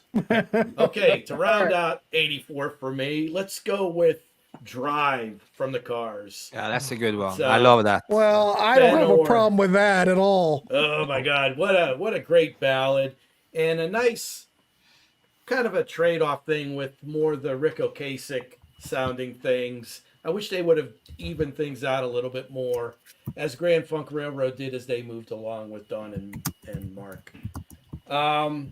Second, let's go with Hall & Oates with a song off of Big Bam Boom. There you go. Which is a great album. I could have picked many tracks from this. Thank you, sir. I'm picking Method of Modern Love, which I think D Rocker mentioned earlier on in the chat. That's so soulful, danceable, and it's experimental a little bit. Yep. And you have some of the musical trappings of that early 80s era, but it's done right. And that was my big gripe about the 80s. I'm an older guy. All this electronic didn't resonate with my heart. So for my last pick, I'm picking the most. This sounds like just a bunch of human beings making a song. And I picked the group Los Lobos and the song Evangeline. Excellent. And it's a toe tapper, not a foot stomper, mind you. No, that's only Mark Farner. And only Mark Farner gets the foot stompers. This is happy and upbeat and something that is sorely missing in pop music today. Everything is so angry and vulgar, and I could be angry and vulgar at times, but let's get a little bit of a mix here. There's just guys playing instruments, and I just picked that song to represent what I look for in music. Oh, danceable. Yeah, put that song on, Marlon. It's a danceable tune. It's got a accordion in it as well for all you polka fans. I'm done. Excellent album. That's it. I'm There should be a rule against. Come on, Jeff. Come on. Hall & Oates is great. Just 80s. You might not like them. I prefer their 70s to 80s stuff, but my God, they got tremendous material. All right, in cool. my opinion. All right, DC. That was it, right? All right, excellent. All right. Well, let's wrap this dog up. Once I scroll to my picks. All right. Oh, this was mentioned before. I absolutely love this song. I never get tired of it. The soundtrack's great. I think this artist is brilliant. I don't care what you say. You can look at that Genesis period and say that this latter Phil Collins period is just horrible. I won't hear any part of it. I'm going to go with Against All Odds by Phil Collins. Absolutely. Love that song. I can listen to that song over and over again. And I have even a soft spot I have for a that soft spot for it. Even when Phil played it on Live Aid and he screwed up that note, I don't care. Just to hear Phil sit down at the piano and just play and sing. I I'm don't down. have a soft spot when I play it as a mood setter. I was just gonna say. And I think he has not played. He will not play any more concert. I saw him last year, and he was poor Phil. sitting on a stool and singing all the songs. And, poor Phil. Justin, so Phil's vocal performance on that song is amazing. You are 100% right. The emotion, it's just a wonderful song, and I'm just going to leave it at that. Poor Phil is fading. My one of my Phil and friends and Genesis his is great. wife went to a Phil concert last year, and she actually cried because he just was such in bad shape. But it depends on how you look at it. I almost cried because I thought of it as him saying goodbye. Yes. And so I wasn't upset that he wasn't performing well. I just thought, well, this is the last time I'm going to see him. Yeah, that's it. Two-pronged on her part. Yeah. She probably cried. His singing was okay. I think his singing was okay. It was okay. His son is playing the drums. But why didn't they? I'm just curious. I understand why his son's playing the drums because it's his son. But it would be nice to see Chester back there playing. But whatever.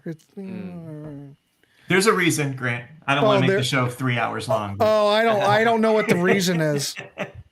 Chester and Phil had a falling out. Okay, but I love Chester's work.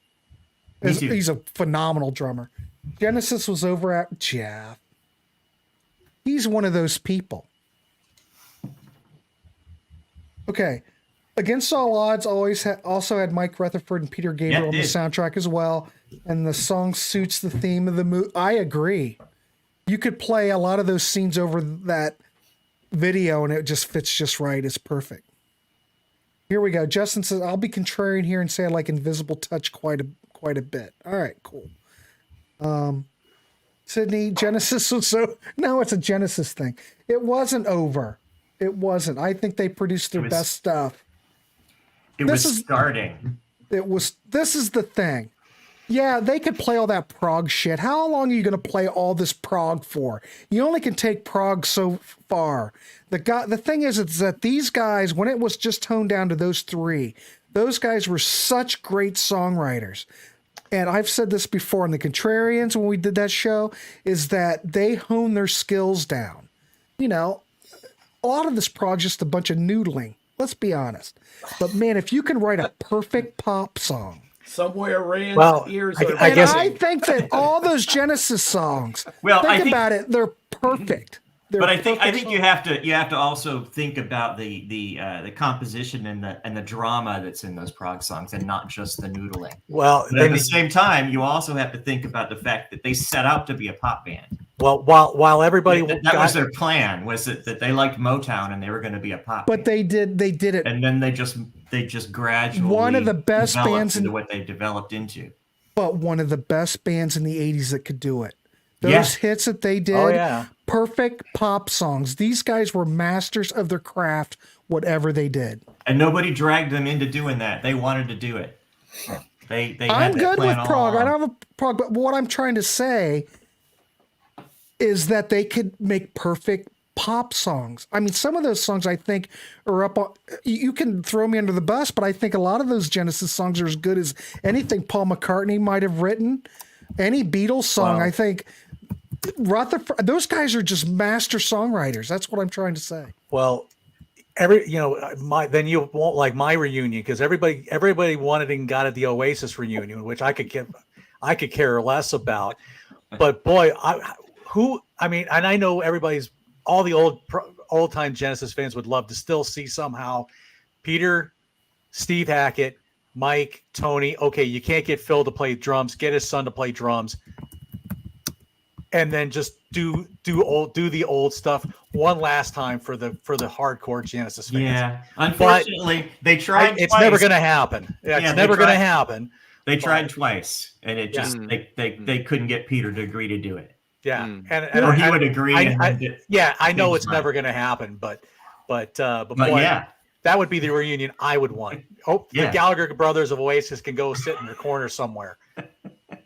They can sit in the crowd and watch and learn. Exactly. The last Peter Gabriel solo album was very, very good. I heard that. Very good. But people are always complaining how Genesis went pop. What do you think Peter Gabriel's So is? That's a pop album. Oh, yeah, that's a good one. Well, it's a good album. I'm just saying, but you throw latter-day Genesis under the bus, but Peter Gabriel made pop records. Yeah. I'm just saying. Yeah, he progressed in a totally different direction, and he kind of went more of that world music-y kind of thing. But hey, we must stalling. We must not forget the best concert movie from '84. Stop making sense with Talking Heads.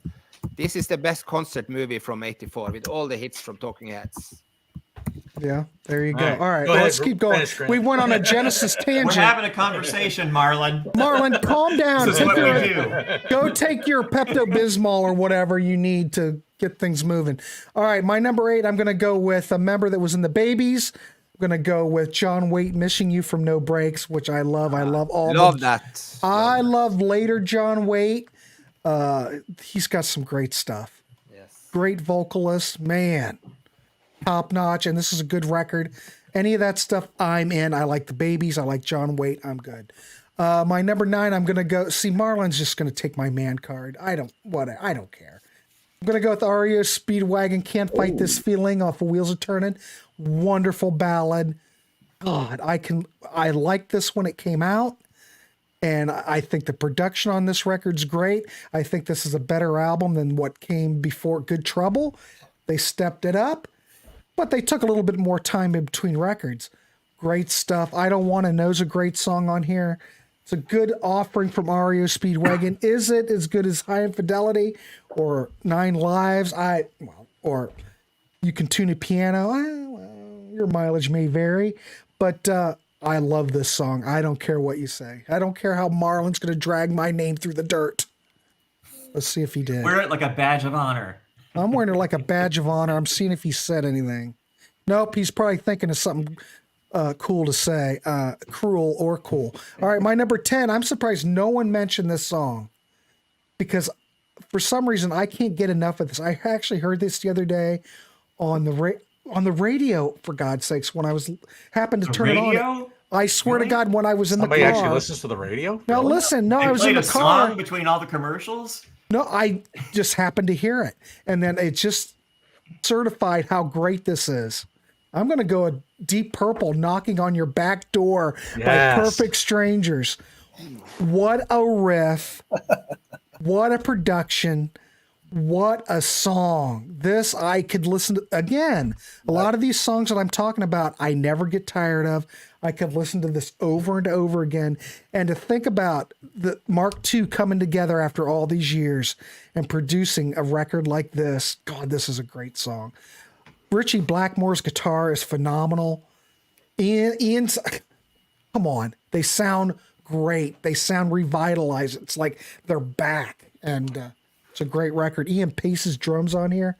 Come on. Mark II's where it's at. This is a great song. So I'm leaving it at that. Hopefully I'll get some kind of street cred for that. But hey, Grant, I have a question. Can we do honorable mentions? Because I've got like 100. Yeah, you're fine. Yeah, because I'm very surprised. I'm very surprised that nobody. I'll go really fast. Nobody had mentioned the big boss. We'll go. Okay, I'll give you guys 20 minutes to do honorables and we're done. So we should be fine. So, well, just so we go 2 hours and then I'm over at 2 hours. So, okay. Right. Take it away, Todd. Oh, wait. Johnny. Wait a minute. Johnny Metal. Let's just go the way we've been going. Do you have some, John? Johnny Metal, you got some? Yes, I can throw some out there. Okay. Yeah, Rock You Like a Hurricane. That was another one. How about Wanted Man from Rat? I thought some choices there. How about Eat It from Weird Al? Well, that's fun. You know, you went Sons of the Pioneers. I went This Could Be the Right One. Somebody mentioned Big Bottom in the Thing. I thought that was a great one. I like there's from the band Trouble, the song called The Tempter. I like that. That's a great lead off track. Let's see.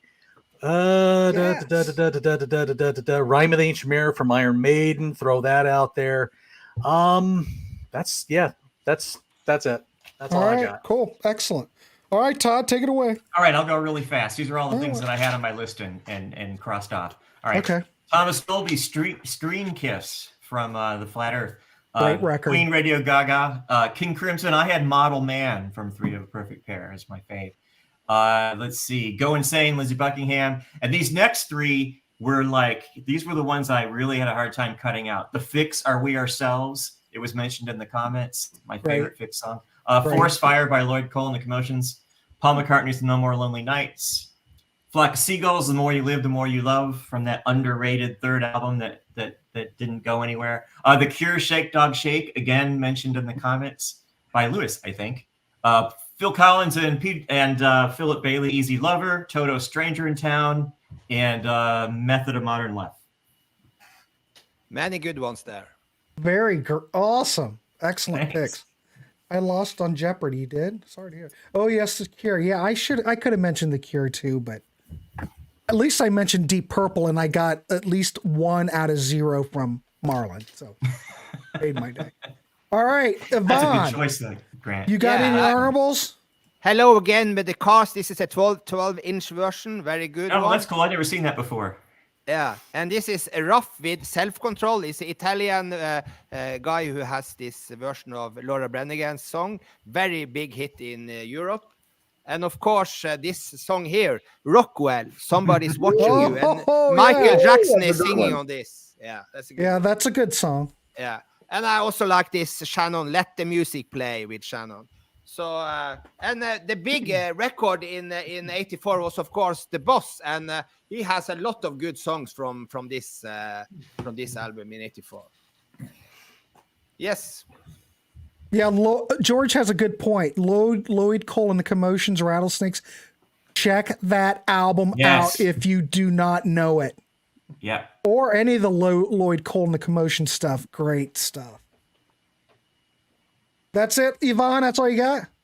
Yeah. Wake me up before you go. Okay, of course. None of his honorable surprised me. All right, John, the Music Nut, what you got? You got anything? Yes. Go ahead. Mentioned in the chat, Thomas Dolby, Hyperactive. Excellent. HSAS, Top of the Rock, also mentioned in the chat. That's a one and done we probably should do in the one and done show. We got to do a whole series of 2 albums. one and done. Oh, I'm sorry, wrong badge. Go ahead. Go ahead. Okay, my bad. Meat Puppets, New Gods for Meat Puppets 2. Meat Puppets. Iron Maiden, Aces High from Power Slave. Last but certainly not least, from Welcome to the Pleasure Dome, Frankie Goes to Hollywood. Yeah. He just locked up again. Yeah. That's all right. That's a great record. Don't do it. Don't do it. When you want to suck it to it. And people from Ibiza. Who's that? I actually like that Kiss song, Sydney. This is a good song. This is called good riff. Sandy Martin. Sandy Martin with People from Ibiza from '84. It's a very popular I don't know that one. Summer song from '84. Very nice one. Excellent. All right. Is that it, John? You got any more? I'm done. Okay. Thank you, John, the Music Nut. Let's BM Bolt. Yeah, I'm not going to. There's only one that I had written down. I mean, a lot of the ones you guys mentioned, and I could have picked a lot of those. I want to mention one that's, again, out of my wheelhouse. It's a pop song that I really kind of dig. I'm going to go with Cyndi Lauper, Time After Time, which was kind of '83. Oh, that's a wonderful song. Came out in '84, I think. So, yeah. But it's still great. I can listen to that. Oh, look there. Yvonne's ready to go. 12-inch True Colors, also a nice one. Yeah. Yvonne, is there any 12-inch singles that you do not have? I have a lot of 12-inch from 81 to 87, but not before and after. But he probably doesn't have the Aces High 12-inch from Iron Maiden. No, I'm gonna guess. Marlon, we love you, Ivan. I'm just kidding. Yeah, Yvonne, you're good. So, Marlon, we love you here. I'm just giving you crap. I'd say you've been here the whole show. I was just gonna say you've been here this long to give us crap. You might as well stick around for DC and what he has to say. All right, DC, we're almost done. Let's wrap this one up. What you got? All right. Well, Todd mentioning Lindsey Buckingham reminds me, in my haste to complete the last part of my list, I left off one choice, and I did pick Go Insane by Lindsey Buckingham. Oh, we had that. Yeah, you didn't mention it. No, I've got the graphic. Through going, and I show it. I got it. I got to find it. Lindsey has that combination of being able to be experimental yet accessible, and top shelf pop song, rock song writer. Yeah. I'm not gonna. Well, I'll name a couple. Yes, Owner of a Lonely Heart. Oh, that's a good one. Romantics, Talking in Your Sleep. Some of these I picked in '83. I got a couple more for you. '83. Yeah. This is '83. Yeah. So some DC doesn't know what year's what. No, an album can come out in '83, and the single could be released in '84. So and some songs first in Europe and then America. So it's and Police, Wrapped Around Your Finger. I'm going with the Billboard. They should know for '84. I've all these yellow ones. I'm not going to say them. I was going to ask if you were going to mention the yellow ones. Ooh, some people I've mentioned these songs as liking them, and I don't want to bring everybody down, as they say. So I'm done. Oh, did Hudson Valley Squares already air? We did pretty good for going up against Hudson Valley Squares. I think about an hour ago. Oh, usually I thought it would have been at 10 o'clock. Way later. I think they were at 9 tonight. Damn it! I should have asked Pete, when are you airing? And then I could have. I didn't do that. We have been around 50 people the whole time. I think. That's good. That's awesome. mentioned Rat earlier. Anyone pick them? Honorable mention. Honorable mention.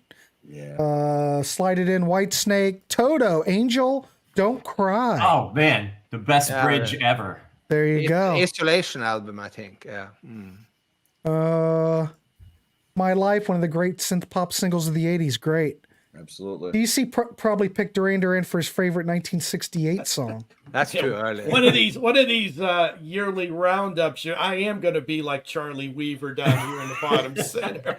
Light My Fire is my favorite song from And the 1984. Doors knocked it out of the park with that one, folks. Head Over Heels. Go-Go's great. Great song. Rick says that Yvonne has every record.